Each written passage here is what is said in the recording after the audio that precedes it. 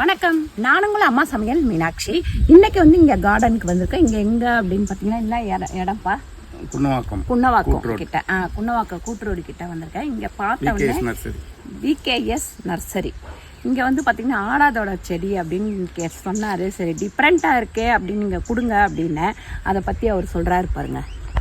அது வந்து ஒரு வேலைக்கு வந்து 3 இலை, அந்த இலையை வந்து அந்த ஈர்க்கை எடுத்துட்டு 2 டம்ளர் தண்ணி வச்சு துண்டாக நறுக்கி அதில் போட்டுட்டு நல்லா சுண்டுட்டோன்னு 1/2 டம்ளர் ஆகிற வரைக்கும் குடிச்சிட்டு வரும் வயிற்றுல காலையில் சாப்பிட்டோம்னா ஒரு 4 பட்டு தான் இருந்தால் ஒரு வாரம் 10 நாள் சாப்பிட்லாம். இது வந்து குடிச்சோம்னா தொண்டையில் சளி, குரல் கூட நல்லா வரும். குரலெல்லாம் கூட அருமையாக இதுவாகிடும்.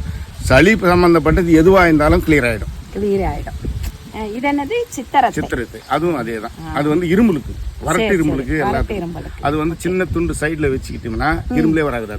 நீங்கள் டெஸ்ட் பண்ணி பாருங்கள்.